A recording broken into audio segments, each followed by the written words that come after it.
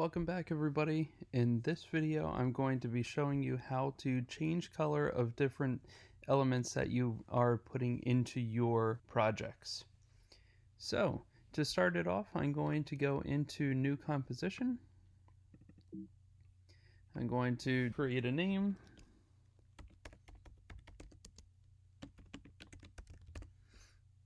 Click OK. And here we go. If you have something established, just go with that. First, you're going to need to start adding some effects in. So I'm going to add in my pumpkin file.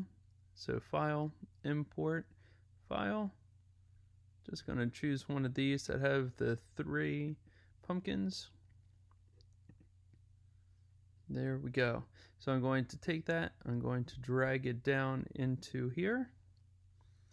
And here are my pumpkins. I'm going to show you that you can take them, and it doesn't matter where you have them in your project or what size it is, it all works the same.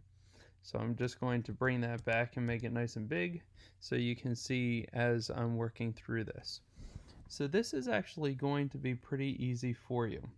The first step is to make sure that the background is transparent. If it isn't transparent, when you go to add the color to it, this entire thing will change that color. So I'm going to go over to my effects.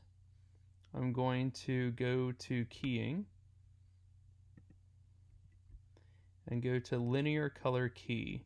You can also type it in here and that will get there fast.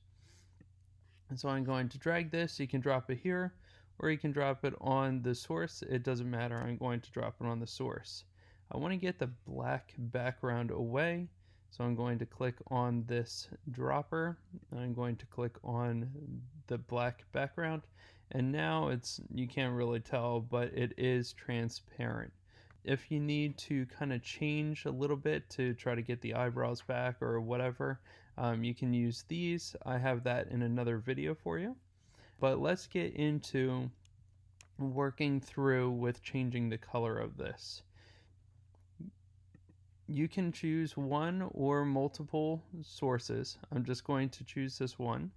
I'm going to right click on it, go to Layer Styles, down to Color Overlay, and you can see it automatically turned everything red. And if I were to play this, you would see that everything moves and it stays red. Okay, but I don't want red like that because you can't see any of the candles anymore. So to fix that, down in here you can see the little arrow and open up Color Overlay by clicking on that arrow. Here's the color that it chose. You can choose a different color. So let's say I want to choose green because it's the green pumpkins. Here's a nice bright green. That's great, but I want the candle there. So to fix that, you go to opacity and you just turn that down a little bit, and all of a sudden the candle starts showing up again. However, you still have that green look.